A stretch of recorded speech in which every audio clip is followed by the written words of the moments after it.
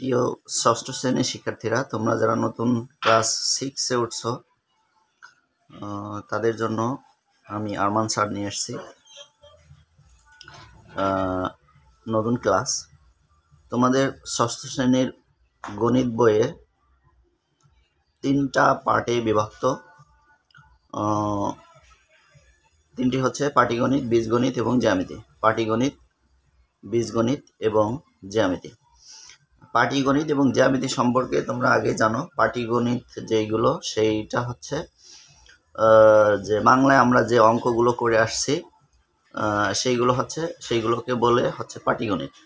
এবং জ্যামিতির যেইগুলো, সেইগুলো হচ্ছে তোমার রেখাকোণ, ত্রিভুজ, সেইগুলো মূলত জ্যামিতি। এবং বীজগণিত এটা নতুন, তোমাদের ক্লাস 6 থেকে শুরু হলো। বীজগণিতটা নতুন ক্লাস 6 থেকে শুরু হলো। এবং বীজগণিতের অঙ্কগুলো মূলত ইংরেজিতে দেয়া থাকবে, এবং আমি এখানে 2টা অঙ্ক লিখে রাখছি, মূলত ইংরেজিতে দেয়া থাকবে, এবং সেইগুলো তোমাদের হচ্ছে সমাধান করতে হবে। এইটা হচ্ছে মূলত বীজগণিত। তো বীজগণিত তো 6 থেকে নতুন থেকে শুরু, সেই কারণে আমি তোমাদের একেবারে প্রথম থেকে বীজগণিত থেকে শুরু করব, তারপরে পাটিগণিত, তারপরে জ্যামিতি, এভাবে তোমাদের অঙ্কের সমাধানগুলো পরপর দিয়ে দেবো। আমি প্রথমে 2টা বীজগণিত লিখে রাখছি, সেইটা কিভাবে সমাধান করতে হয় সেইটা দেখো। প্রথমে প্লাসগুলো হচ্ছে এক পাশে লিখতে হবে। প্লাসগুলো প্রথমে আমরা লিখব যে 2, তারপরে হচ্ছে 5, তারপরে হচ্ছে +3। আমাদের একটা কথা মনে রাখতে হবে, যেই সংখ্যার আগে কোনো চিহ্ন থাকে না, তার মানে ওই সংখ্যার আগে হচ্ছে প্লাস থাকবে।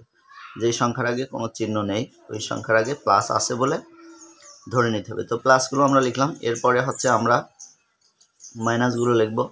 তো এইখানে আছে -3, -2, -5।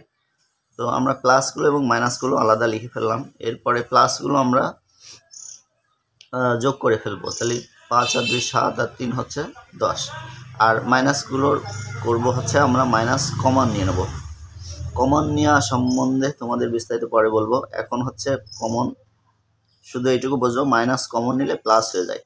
তাহলে 3 এর ভিতরে সবগুলো প্লাস হবে, +2 +5। তো আমরা কমন নেব যখন, তখন ফার্স্ট ব্র্যাকেট দিয়ে ঘিরে দেবো। তাহলে 10 মাইনাস, এইখানে প্লাস হয়ে গেছে, তো সবগুলো প্লাস করতে হবে। 3 আর 2 5, 5 আর 5 10। তো 10-এর থেকে 10 বিয়োগ করলে 0। এইভাবে আমাদের বীজগণিত সমাধান করতে হবে। আমি আজকে আরও একটা বীজগণিত একেবারে নতুন,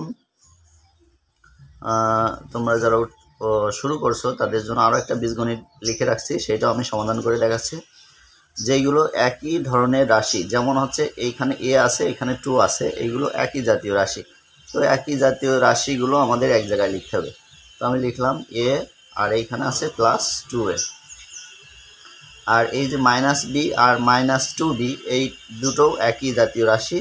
তো আমি লিখে দিলাম -b -2b।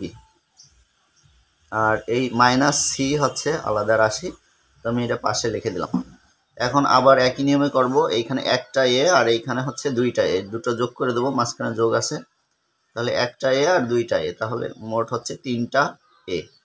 আর এই 2টা মাইনাস আছে, তো আমরা একই জাতীয় রাশির বেলায় যদি মাইনাস থাকে তাহলে মাইনাস আমরা কমন নেব, আর মাইনাস কমন নিলেই ভিতরের ওই দুটো যোগ হয়ে যাবে। তাহলে b + 2b।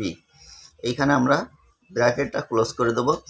আর এই c যেহেতু সমজাতীয় রাশি না, c আলাদা রাশি, তাই আমরা c আলাদা লিখে দেব। তাহলে হচ্ছে 3a মাইনাস, এখন আমরা এই দুইটা যোগ করে দেব, b আর 2b, b আর 2b, মোট হচ্ছে 3b আর -c।